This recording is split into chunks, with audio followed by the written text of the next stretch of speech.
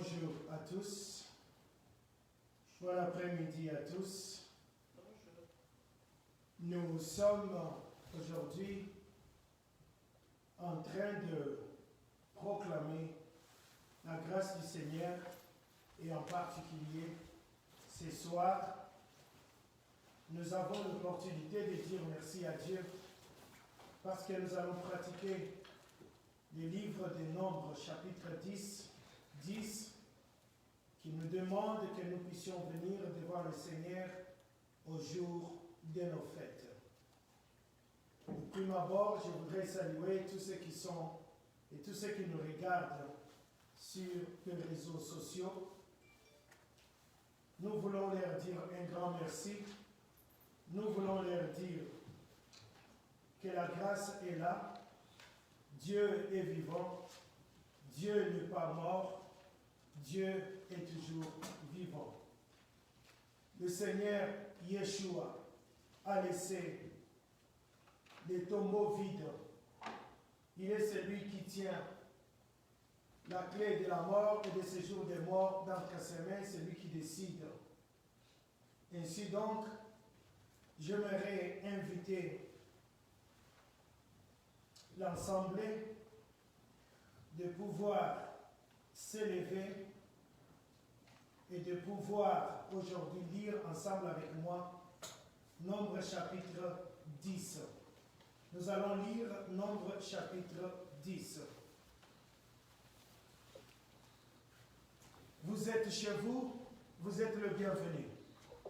Vous êtes l'assemblée à laquelle je m'adresse. Vous êtes chez vous. C'est à vous que je m'adresse.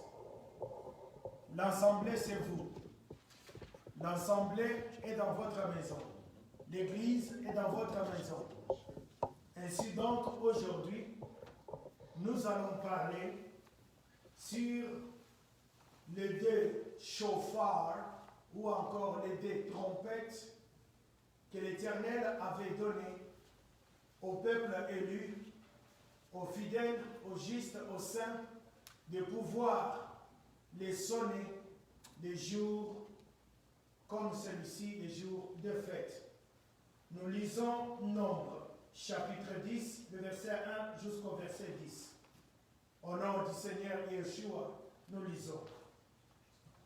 L'Éternel parla à Moïse et dit, « Fais-toi des trompettes d'argent, tu les feras d'argent battu. Elles te serviront pour la convocation de l'assemblée et pour les deux parts des camps. Quand on en sonnera, toute l'assemblée se réunira auprès de toi à l'entrée de la tente d'assignation. Si l'on ne sonne que d'une trompette, le prince, le chef des familles d'Israël, se réuniront auprès de toi. Quand vous sonnerez avec éclat, ceux qui campent à l'Orient partiront. Quand vous sonnerez avec éclat, pour la seconde fois, ceux qui campent au midi partiront. On sonnera avec éclat pour les deux parts. Vous sonnerez aussi pour convoquer l'assemblée, mais vous ne sonnerez pas avec éclat. Le fils d'Aaron, les sacrificateurs sonneront des trompettes, des chauffards. Ce sera une loi perpétuelle pour vous et pour vos descendants. Lorsque dans votre pays, vous irez à la guerre contre l'ennemi qui vous combattra, vous sonnerez des trompettes avec éclat, et vous serez présents au souvenir de l'Éternel votre Dieu, et vous serez délivrés de vos ennemis.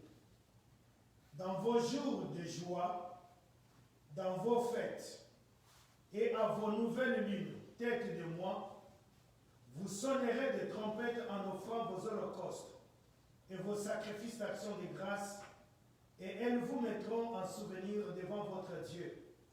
Je suis l'Éternel, votre Dieu. Nous prions le Seigneur. Père, nous te sommes très reconnaissants pour ces moments que tu nous accordes. Nous savons que tu comptes les jours selon qu'il est écrit dans les Saintes Écritures. Les manuscrits nous apprennent que le 4e jour de la semaine, tu as placé le soleil, la lune et les étoiles pour marquer le temps, pour marquer les jours, pour marquer la semaine, le mois les années, les époques et même les générations. À cause de cela, parce qu'aujourd'hui nous avons le privilège d'être devant toi, Éternel notre Dieu, nous prions qu'à l'heure du coucher du soleil aujourd'hui, comme au commencement de toutes choses, dans le livre de la Genèse, il est écrit, tu lis et tu comptes les jours, du soir au soir. Encore, dans quelques minutes, dans 25 minutes, il sera le coucher du soleil ici à Toronto. Nous voulons te dire que nous allons sonner les chauffards, appelés aujourd'hui la trompette. Nous allons sonner les chauffards pour proclamer une nouvelle année. Car il est écrit au verset 10, dans vos jours de joie, dans vos fêtes, à vos nouvelles lunes têtes de mois, vous sonnerez des trompettes en offrant vos holocaustes, vos sacrifices d'action de grâce. Elles vous mettront en souvenir devant votre Dieu. Tu es notre Éternel. Nous voulons qu'aujourd'hui, que le sacrifice que nous allons t'offrir nous mette en souvenir devant toi. C'est notre sacrifice d'action de grâce. En ces temps difficiles, nous voulons te voir en action. Nous voulons proclamer le début, le commencement de l'année sacrée de Dieu. L'année que toi tu comptes. Oui Seigneur, ce soir, tu comptes le premier jour, comme tu l'as dit à ton serviteur Moïse. Ce mois-ci sera pour vous le premier mois de l'année. Oui, aujourd'hui, c'est le premier jour du premier mois de cette année sacrée. À cause de cela, nous te sommes très reconnaissants parce que l'année est terminée et nous commençons une nouvelle année. Ensemble, vous qui êtes dans vos maisons, je vous demande, ensemble, dans toute humilité, levez-vous là où vous êtes, même si vous êtes dans votre salon, levez-vous, même si vous êtes dans la cuisine, levez-vous, arrêtez un peu.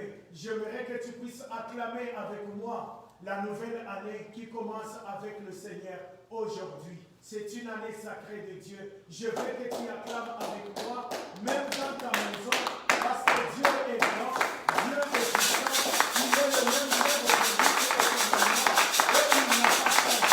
C'est pourquoi nous voulons acclamer. C'est pourquoi nous nous disons merci. Oui, vous êtes chez vous, dans votre confort, asseyez-vous. Je vous demande de vous asseoir et de nous permettre que d'ici quelques minutes, nous puissions souffler les chauffards. Peut-être quand je dis les chauffards, vous ne comprenez pas. Voici mon chauffard. C'est celui que je vais souffler. Il n'y a rien de spécial à l'intérieur. C'est la corne d'un bélier. Oui, acheté dans le magasin où on peut les trouver. Alors on va les souffler aujourd'hui parce que c'est cela ce qui a été traduit en français comme trompette. Nous n'avons pas de trompettistes avec nous dans cette assemblée, mais nous pouvons souffler les chauffards. Oui, la corne de bélier. Que l'Éternel vous bénisse. Avant que nous ne puissions souffler notre chauffard, je voudrais tout simplement exhorter sur ce point à tous les enfants de Dieu qui sont élus. La Bible nous montre clairement que l'Éternel a sa façon de compter les jours. C'est une courte exhortation, bien que nous puissions arriver à l'heure de souffler. L'Éternel a sa façon de compter les jours. Comment est-ce que l'Éternel compte les jours? Genèse chapitre 1 nous dit que lorsque Dieu a commencé à compter les jours, pour la terre, l'Éternel a décidé au 4e jour qu'il devrait y avoir des luminaires dans l'étendue ciel. Il marque bien le but. Pourquoi des luminaires? Et qu'est-ce que c'est les luminaires? Le soleil, la lune, les étoiles. Le Seigneur pointe clairement en disant, ces luminaires, ce serait pour séparer les jours d'avec les nuits, ce serait pour marquer les époques, les jours et les années. J'aimerais de passage dire tout simplement que les mots époque, jour et année veut dire en hébreu Moadim. Moadim. qui veut dire fête, qui veut dire saison, qui veut dire temps fixé. Donc, le temps est fixé par le Seigneur. C'est Dieu qui fixe les temps. Et Dieu, ayant fixé les temps, il dit que c'est son temps qui va présider au jour. C'est son temps qui va présider à séparer toutes choses. À cause de cela, nous pourrions comprendre le principe de Dieu. Car vers la fin de verset 14 au verset 19, je suis dans Genèse 1, verset 14 à 19, la Bible nous enseigne et il dit, il y eut un soir et il y eut un matin. Ce fut le 4e jour. Nous voyons que Dieu commence avec un soir et il termine avec un matin. Donc, Dieu commence à compter avec les soirs et il termine avec un autre soir. C'est comme ça que Dieu compte. C'est sa façon de compter. À cause de cela, je voudrais tout simplement dire que ceci n'est pas tout simplement une façon de compter. Je vais augmenter une autre dimension. C'est une loi. C'est un principe qu'il a établi. Parce que le Seigneur dira clairement dans le chapitre 8 au verset 22, le Seigneur dira, tant que la terre subsistera, les semailles et la moisson, le froid et la chaleur, l'été et l'hiver, les jours et la nuit ne cesseront point. Donc Dieu a établi une loi pour qu'il y ait des saisons, des semailles et des moissons, des saisons de froid et de la chaleur, des saisons de l'été et de l'hiver, les jours et la nuit se succèdent. Et ceci, le Seigneur dit que c'est une loi qu'il a établie. Et parce que c'est une loi qu'il a établie, j'aimerais que nous puissions comprendre aussi que le Seigneur, clairement, il dit ceci, qu'il a établi ces lois pour que personne ne puisse les changer. Et là, je suis dans Jérémie 31. La Bible me dit ceci dans Jérémie 31, au verset 35 et 36. La Bible dit ceci. Ainsi parle l'Éternel qui a fait le soleil pour éclairer les jours, qui a destiné la lune et les étoiles à éclairer la nuit, qui soulève la mer et fait mugir ses flots, lui dont le nom est l'Éternel des armées. Dieu dit ceci au verset 36. Si ces lois viennent à cesser devant moi, dit l'Éternel, la race d'Israël, c'est-à-dire la race des élus, la race des fidèles, des justes, la race des saints, ceux qui sont dans le sacerdoce royal, Dieu dit, la race d'Israël aussi cessera pour toujours d'être une nation devant moi. Donc ceci est une loi, c'est une loi que Dieu a établie. Personne ne peut changer les lois que Dieu a établies. Peut-être tu te poses la question, pourquoi devrait-il se poumoler pour nous dire tout simplement qu'il doit souffler le chauffard? Qu'est-ce que ça a à faire aujourd'hui? C'est quoi? Nous sommes le 24 mars. Comment peut-il proclamer que c'est une nouvelle année? Oui, bien-aimés, la Bible nous enseigne clairement, dans Daniel 7, au verset 21, que la corne avait changé tout, que la corne en cette période a commencé à combattre les saints et les justes. Il a combattu et il va les combattre. Et nous sommes en train de vivre cela. Je lis Daniel 7, le verset 21. J'ai vu cette corne faire la guerre aux saints et l'emporter sur elle. La corne. Qui est cette corne? Qui fait la guerre aux saints et l'emporte sur elle. Jusqu'au moment où l'ancien des jours vint donner droit aux saints du Très-Haut, et le temps arriva où les saints furent en possession du royaume. Je passe au verset 25. On parle toujours de la corne. Il prononcera des paroles contre les Très-Hauts. La corne va prononcer des paroles contre les Très-Hauts, c'est-à-dire contre Dieu. Il opprimera le Saint du Très-Haut. La corne va opprimer, oppression. Il va opprimer le Saint du Très-Haut. Et la Bible me dit, il va changer les temps, c'est-à-dire les calendriers, vérifiez toutes sortes de versions bibliques que vous avez, français courant, le semeur, parole de vie, vous trouverez ce que je viens de dire. Il espérait changer les temps. D'autres versions disent, il va changer les temps. D'autres précisent les calendriers. Et la loi, la Torah, la vérité. Et les saints seront livrés entre ses mains pendant un temps, des temps et la moitié d'un temps. C'est le verset 25 qui nous fait comprendre pourquoi aujourd'hui, le 24, nous allons sonner la trompette pour dire que c'est une nouvelle année. Dieu a sa façon de compter. Et comme Dieu a sa façon de compter, la Bible me montre clairement qu'il y avait un projet fait par celui que Daniel appelle dans ce chapitre 7, la corde. Quel était son projet? Changer les calendriers, changer la loi de Dieu. Et si vous allez dans le chapitre suivant, il est écrit, cette corde, elle était la plus petite. Elle s'est élevée, je suis au chapitre 8 dans Daniel, le verset 10. Elle s'éleva jusqu'à l'armée des cieux.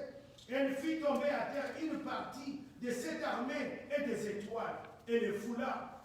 Elle s'éleva jusqu'au chef de l'armée, lui enleva les sacrifices perpétuels, renversa le lieu de son sanctuaire. L'armée fut livrée avec les sacrifices perpétuels à cause du péché. La corne jeta la vérité par terre et réussit dans ses entreprises. Ce verset est capital. Aujourd'hui, il n'y a plus la vérité sur les calendriers sacrés de Dieu. Pourquoi? Parce que tout simplement, la corne a compris que s'il pouvait gérer les temps, il va gérer la suite de la destinée des saints de Dieu et des enfants de Dieu. Qui gère les calendriers, qui dicte votre calendrier. Si vous voulez votre agenda, dicte aussi votre vie. Laissez-moi, avant d'aller plus loin, dans quelques minutes, que je puisse vous dire, prenons les exemples sur cette terre où nous vivons. Les gouvernements de tous les pays, dans leur parlement, ils ont ce qu'ils appellent les calendriers parlementaires. Il y a un temps où le parlementaire vient se rassembler et ils doivent discuter de tous les projets de loi qui concernent la vie de la nation. Ça s'appelle les calendriers parlementaires. Celui qui est au pouvoir ou le parti qui est au pouvoir peut déclencher les élections selon ses intérêts. Parce que c'est comme ça dans la politique. Un autre exemple, la vie académique. De maternelle jusqu'à l'université, on parle de l'année scolaire. Ça commence toujours au mois de septembre. C'est un calendrier. Personne ne peut prendre des inscriptions et commencer les cours au mois de juillet. Toutes les écoles sont presque fermées parce que c'est les vacances. Nous les connaissons très bien. Prenons un autre exemple. Pour les hommes d'affaires, ça dépendra de chaque entreprise. On parle de l'année fiscale ou un calendrier fiscal. Quand est-ce que l'année commence et quand est-ce que chaque entreprise déclare sa fiscalité ou ses impôts, ce qu'il a fait. Chaque personne a un calendrier.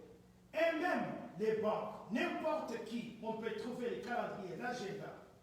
À combien plus forte raison, celui qui a créé le ciel et la terre, celui qui a établi les soleils, la lune et les étoiles, qui dit que c'est pour marquer le temps. C'est lui qui a établi son calendrier. La brève et les saints. La Bible nous parle dans Deutéronome, au chapitre 11, Dieu dit une parole très simple et que nous pouvons examiner tous ensemble. Ça ne demande pas d'aller au Texas, à la NASA pour comprendre. Ça ne demande pas de faire la théologie. Voici ce qui est écrit. Deutéronome plutôt, chapitre 11, le verset 11 jusqu'au verset 14. Et j'insiste. Le pays que vous allez posséder est un pays de montagnes et de vallées, et qui boit les eaux de la pluie du ciel. C'est un pays dont l'Éternel, ton Dieu, prend soin, et sur lequel l'Éternel, ton Dieu, a continuellement les yeux, du commencement à la fin de l'année. Je vais revenir sur le verset 12. si vous obéissez à mes commandements que je vous prescris aujourd'hui, viens et vois la cité des merveilles, et tous ceux qui nous suivent sur les réseaux sociaux, si vous aimez l'Éternel votre Dieu, si vous le servez de tout votre cœur et de toute votre âme, écoutez le verset 14, je donnerai à votre vie, à votre pays, la pluie en son temps, la pluie de la première et de l'arrière-saison. Tu recueilleras ton blé, ton mou, ton huile. Je mettrai aussi dans tes champs de l'herbe pour ton bétail, tu mangeras et te rassasieras. Si je vais insister sur le verset 12, Dieu dit, l'Éternel ton Dieu prend soin. De quoi? De l'année, il dit. Non seulement il prend soin, mais il a continuellement les yeux du commencement à la fin de l'année. Du commencement de l'année à la fin de l'année. C'est quelle année? Non. Examinons clairement. Exode 12.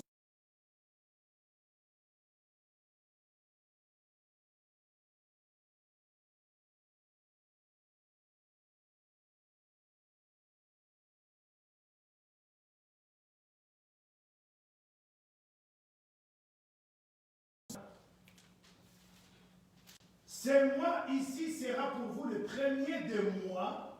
Il sera pour vous le premier de mois de l'année.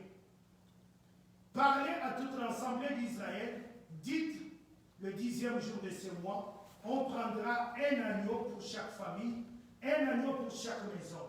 Si la maison est trop nombreuse, pour un agneau, on le prendra avec son plus proche voisin. Selon le nombre de personnes, vous compterez pour cet agneau d'après ce que chacun peut manger. Ce sera un agneau sans défaut, mâle, âgé d'1 an. Vous pourrez prendre un agneau ou un chevreau. Verset 6. Vous les garderez jusqu'au 14e jour de ce mois, et toute l'assemblée d'Israël l'immolera entre les deux soirs. Oh, c'est le 14e jour. Dieu parle à Moïse, il lui dit, ce mois ici sera le premier mois. Tu dois compter les jours, le premier jour, au 10e jour, que toute l'assemblée d'Israël, à Goshen, prenne un agneau. Vous gardez l'agneau pendant 4 jours. Le 14e jour, vous allez immoler cet agneau. Et la famille va manger. Parce que la nuit, à minuit, l'ange va passer et le jugement va s'exercer sur toute la terre de l'Égypte. Maintenant, la question est simple. Le premier mois, les enfants d'Israël célèbrent la Pâque. C'est pourquoi je dis, quelle est la façon dont Dieu compte les jours? Est-ce que c'est au mois de janvier que l'Éternel compte les jours? Non. L'Éternel ne compte pas le mois de janvier. L'Éternel compte le premier mois selon l'année sacrée pour différencier avec ce que nous appelons janvier. Dans la parole de Dieu, vous ne trouverez pas le mot janvier. Vous trouverez premier mois, deuxième mois, troisième mois, quatrième mois, ainsi de suite jusqu'au 12e mois. Ainsi donc, je voulais tout simplement dire que si vous avez posé la question, comment est-il arrivé à dire qu'aujourd'hui, c'est le premier jour de l'année sacrée de Dieu? Oui, au coucher du soleil, dans 8 minutes, si je peux le dire, parce que c'est à 35, le soleil bascule, ça veut dire nous entrons dans le 25 mars, selon le calendrier grégorien. Mais en réalité, c'est comme, je donne l'exemple pour que nous puissions tous saisir et comprendre. C'est comme lorsque, autrefois, nous avions célébré le 31 décembre. En ce moment-ci, le calendrier de Dieu commence maintenant. Donc nous sommes à 8 minutes, 7 minutes de la nouvelle année. De même que le 31 décembre, tu attends pour faire les comptes à rebours. Mais moi je te dis, c'est maintenant que l'année sacrée de Dieu commence. Et je m'explique un tout petit peu pour finir et être prêt pour sonner les chauffards. Lorsque les enfants d'Israël sortent de l'Égypte, Dieu va répéter et rappeler à Moïse, souviens-toi que c'est au mois des épis. Ça se trouve dans Exode 13. Souvenez-vous que c'est au mois des épis. Exode 13, verset 4. Les mois des épis. les épis, les lins, l'orge en Égypte sortent entre mi-mars et mi-avril. Et vous trouverez que ce n'est pas une simple coïncidence que dans les calendriers même grégoriens, que la fête des Pâques tombe toujours chaque année entre mi-mars et mi-avril. Pourquoi? Parce que c'est là où tout commence. Quand on a été aidé par la science, on a découvert que l'équinoxe des saisons tombe toujours au mois de mars. Et quand l'équinoxe est là, au printemps, les jours, la nuit deviennent avec la même durée. La durée est égale. La lune, les étoiles reviennent à la case des deux parts. C'est le langage de constellation. Donc aujourd'hui, nous pourrions dire que les temps commencent à approcher à ce que nous disons l'équilibre des constellations. La course recommence à la case des deux parts. Mais que dit donc la Bible? Ésaïe 66, verset 24 me dit qu'au commencement de vos mois, la nouvelle lune, ou si vous voulez, tête de mois, tout homme viendra devant moi et devrait m'offrir un sacrifice, se prosterner. Voici la raison pour laquelle nous sommes ici. Ésaïe 66, le verset 23. Nombre 28 dit, au commencement de vos mois, venez devant moi, offrez-moi les actions de grâce. Nombre chapitre 10 nous dit, dans les jours de vos fêtes, venez devant moi. Donc nous sommes là, en train d'accomplir la parole de Dieu. Dans le psaume, il est écrit, heureux le peuple qui marche au son de la trompette, au son des chauffards. Voici les chauffards, heureux le peuple. Pourquoi? Même les serviteurs de Dieu sont appelés à connaître et à reconnaître les temps de Dieu. Pourquoi? Il est écrit facilement dans ce que nous appelons le Nouveau Testament, une vérité. Jérusalem, Jérusalem, si toi aussi tu connaissais les temps de ta visitation, mais parce que tu ne l'as pas connu, maintenant ceux qui appartiennent à ta paix te seront aussi. Oui, ça va t'échapper. Tes ennemis vont t'encercler. C'est la raison pour laquelle la corne a changé le calendrier. Ainsi tu peux sortir des temps de Dieu. Des temps où Dieu veut te bénir. Parce qu'il t'a dit qu'il veut prendre soin du commencement à la fin de l'année. Et nous, les croyants, qui croyons en cette vérité, nous disons toujours, et nous le répétons, Dieu fait chaque chose en son temps. Quel est le temps de Dieu? Dieu ne nous a pas laissés à n'importe quel temps. Dieu ne nous a pas laissés à n'importe quel temps. Oui, je vais dire un verset qui me vient à l'esprit tout de suite là. Le monde entier est sous la puissance du malin. Et le malin, nous savons qu'il est le prince des ténèbres. Et il a fait ce qu'il a fait. Il a changé le calendrier. Mais qu'en est-il? Notre Seigneur Yahushua a prié dans Jean chapitre 17, il dit, ils ne sont pas du monde comme moi je ne suis pas du monde. Ils sont dans le monde, mais ils ne sont pas du monde. Le monde comme étant le système. Ça veut dire, nous ne dépendons pas du calendrier que le monde a établi. Nous dépendons du calendrier que Dieu lui-même a établi. Quel est ce calendrier? Le calendrier sacré. Dieu commence avec la saison de bénédiction, 90 jours. Puis 90 jours suivants, les temps de récolte, de la moisson. 90 jours qui suivra le troisième palier de 90 jours, c'est l'arrière-saison. Et puis encore les jours pour la moisson. C'est cela exactement la simplicité.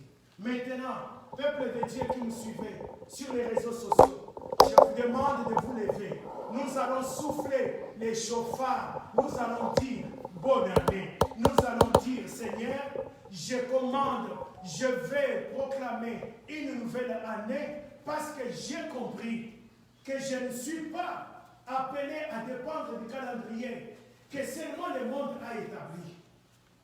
Mais je vais dépendre du calendrier que toi tu as établi. Voici que tu me donnes une saison, 90 jours, 3 mois, 90 jours. Pour la première saison, je vais semer dans cette première saison parce qu'il y a un temps de récolte pour moi. Oui, La première fête, c'est la Pâque. La dernière fête, c'est la Pentecôte. Et tout cela compte 90 jours. Alors maintenant, bien-aimés, chez vous dans la maison, acclamez, priez, proclamez que l'Éternel, votre Dieu, est grand. Quand je vais souffler, tu peux acclamer. Quand je vais souffler, tu peux déclarer toutes les bénédictions que tu voudras, que l'Éternel puisse t'accorder. N'ayez pas peur. Il n'y a pas de fétiche. Il n'y a quoi que ce soit ici. C'est tout simplement la corde du bélier. Oh, je n'ai jamais vu les prophètes faire ça. Oui, aujourd'hui tu m'as vu, mais je l'ai toujours fait. C'est comme ça. À tous ceux qui sont émis de Dieu, peuple qui appartiennent à l'Éternel notre Dieu, nous soufflons au nom de Yahushua. Nous proclamons une nouvelle année. Nous comptons 1, 2, 3, 4, 7 et nous disons tous ensemble une année heureuse. Proclame tout ce que tu peux voir, tout ce que tu voudrais que l'Éternel fasse avec toi.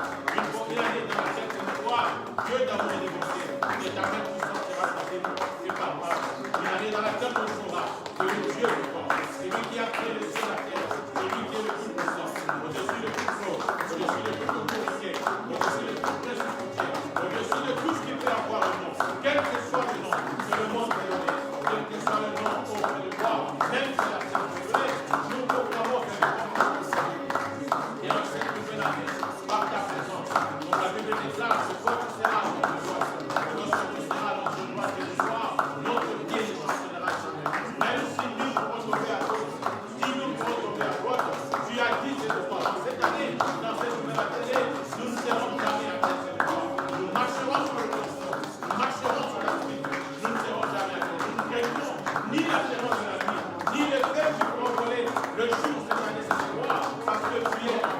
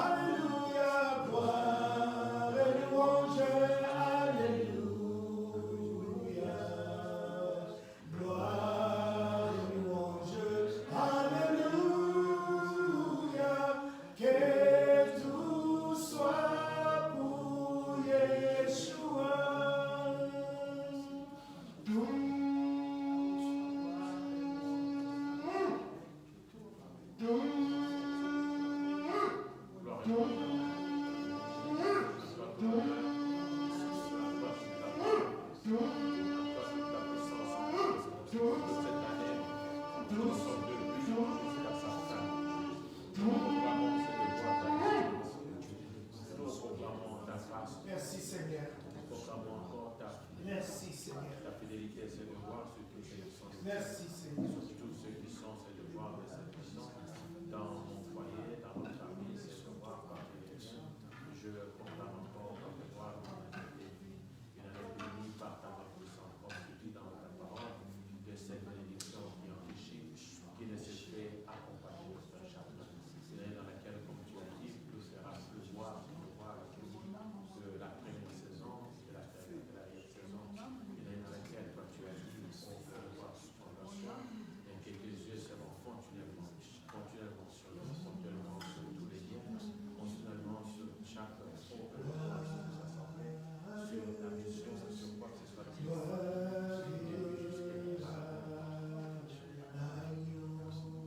Gloire et gloire et gloire, gloire et gloire, gloire à l'agneau, car il est glorieux et digne de régner. L'agneau est souverain.